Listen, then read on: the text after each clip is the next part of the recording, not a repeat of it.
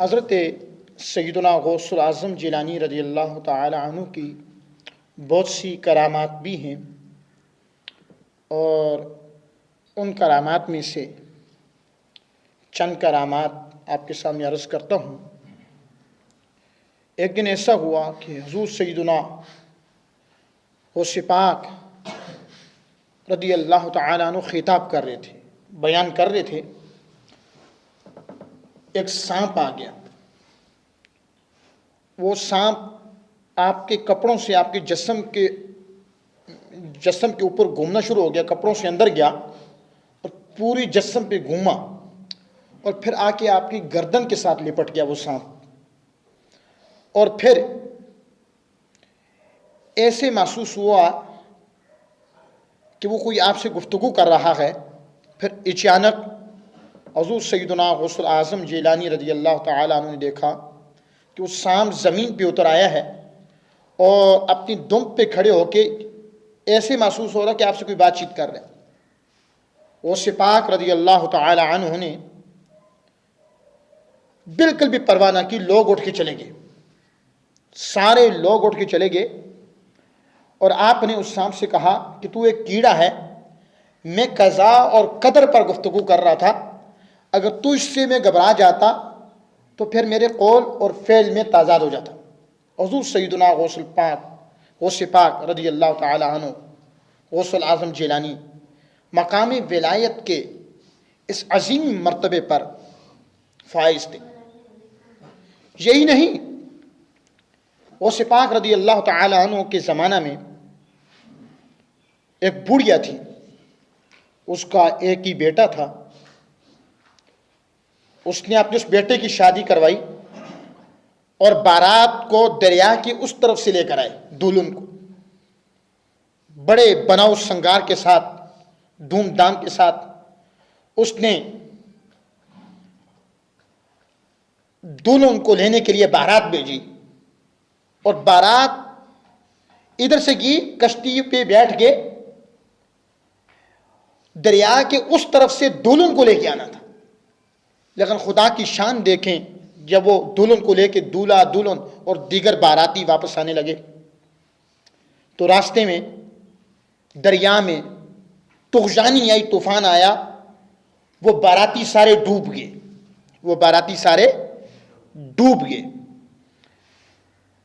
اور اس بڑھیا کا وہ ایک ہی بیٹا تھا، جس دریا یا سمندر میں وہ باراتی ڈوبے تھے، اس مقام پر ساحل پر وہ بڑھیا روز چلی جاتی اور جا کے روتی رو کے گھر واپس آ جاتی۔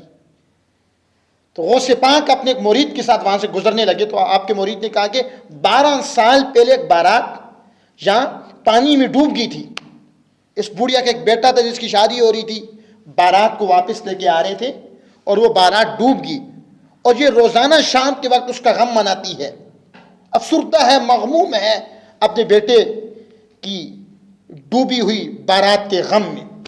غوث پاک رضی اللہ تعالی عنہ نے اس واقعے کو 12 سال گزر گئے تھے، اور اس بڑھیا کی عمر تقریباً 90 سال کے قریب تھی۔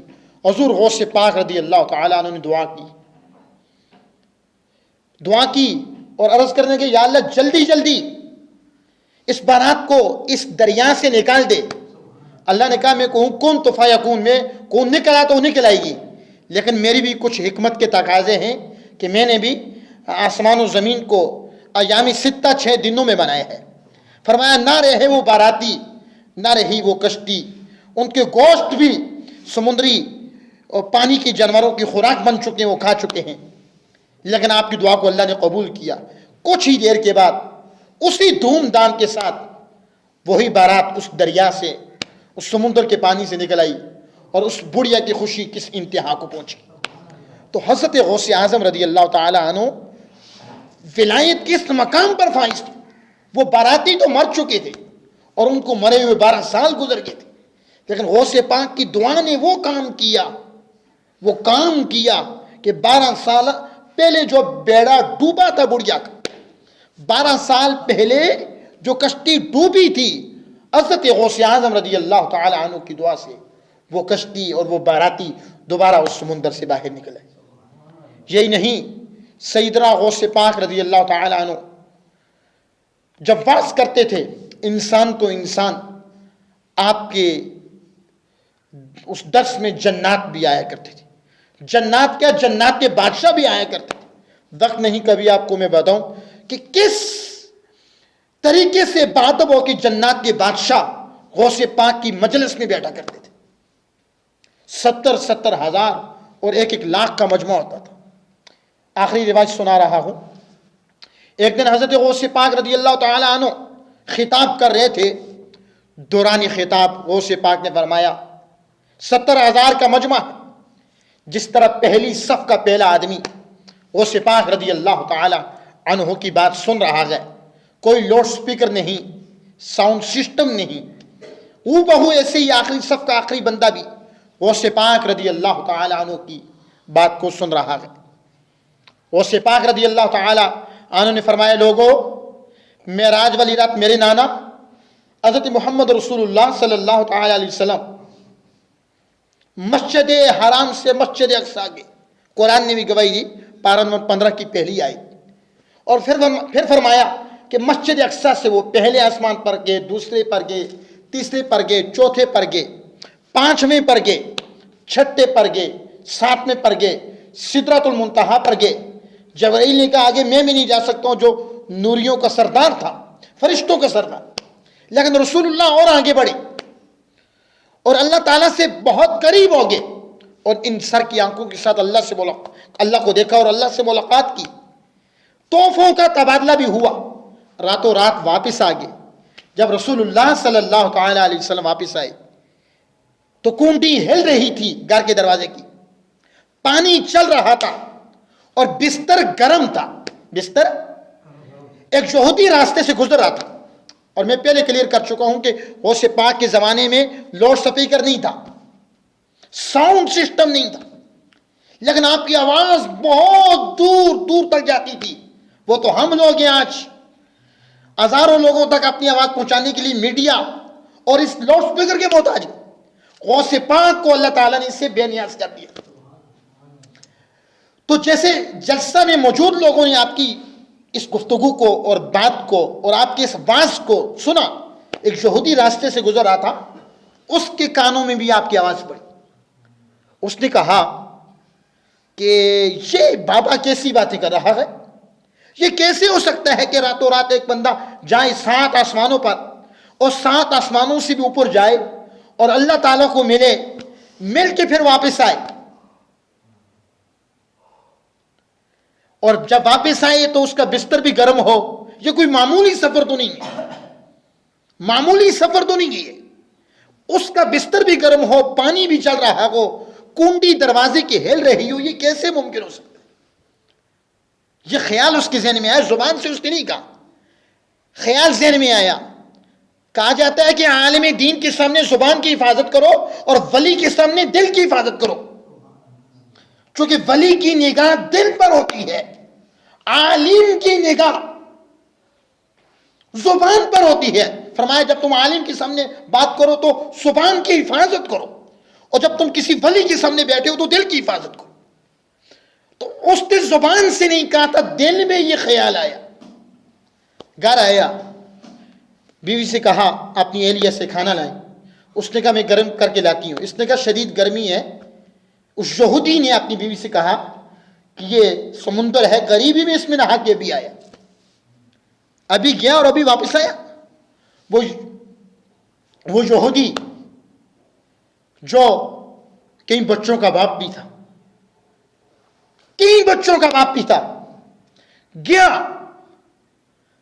سمندر میں نہانے کے لیے. یہودی تھا، مرد تھا. جب اس نے سر نکالا تو کیا دیکھتا ہے کہ وہ دنیا کی کسی اور ملک میں ہے.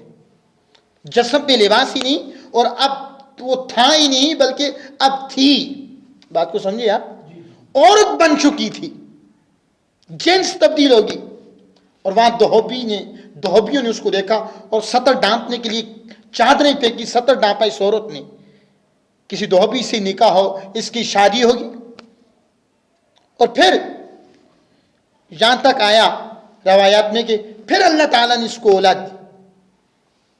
وہ یہودی جو کئی بچوں کا باپ تھا اب کئی بچوں کی ماں بھی بن گئی. جو کئی بچوں کا باپ تھا اب کئی بچوں کی ماں بھی بن گئی. شدید گرمی تھی, اپنے بڑے بیٹے سے وہ کہنے لگی کہ میں ابھی آتی ہوں, چھوٹے بہن بھائیوں کا خیال رکھنا, دریا میں نہا کے, سمندر میں نہا کے ابھی کی اور ابھی واپس آئی. جب دوبارہ چھلانگ لگائی اس عورت نے, سر نکالا تو کیا دیکھتا ہے کہ وہ عورت نہیں دوبارہ مرد بن چکا تھا. دوبارہ پہلے مرد تھا, مرد سے عورت بنا, عورت سے پھر مرد بنا. غوث پاک کا مقام آپ کو سمجھا رہا ہوں. غوث پاک دنیا روحانیت اور طریقت کے کس اونچے مقام پر فائز تھے. دوبارہ اپنے گھر گیا, سالن وہاں ہانڈی رکھی ہوئی تھی اور اس سے وہ بھاپ نکل رہی تھی. اس کی بیوی نے کہا آج تو بڑے جلدی گئے, بہت جلدی واپس آ گئے. عورتیں تو جو 4 منٹ لگاتے تھے, آئے تو ایسے گئے اور ایسے واپس آ گئے. اس نے کہا نہیں آئے تو میں کئی بچوں کی ماں, جیسے یہ جملہ لایا اس نے کہا اب چھوڑو, تمہیں یہ بتانے والی بات نہیں ہے. اس یہودی نے اپنی بیوی سے کہا اور پھر کہا کہ مجھے غوث پاک رضی اللہ عنہ کی بارگاہ میں لے کے جاؤ. اس کو غوث پاک کی بارگاہ میں لے کے چلے گی. وہ یہودی غوث پاک کی بارگاہ میں گیا, کلمہ پڑھ کے مسلمان ہو گیا اور اللہ کے ایک ولی بن گیا.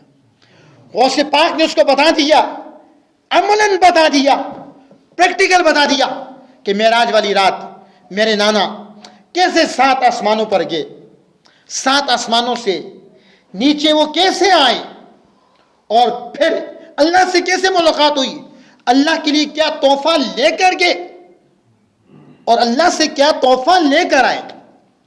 تو سامعین محترم, سیدنا غوث پاک رضی اللہ تعالی عنہ کا بہت بڑا مقام. شیخ الشیوخ تھے وہ, محی الدین ان کا لقب تھا, دین کو زندہ کرنے والے.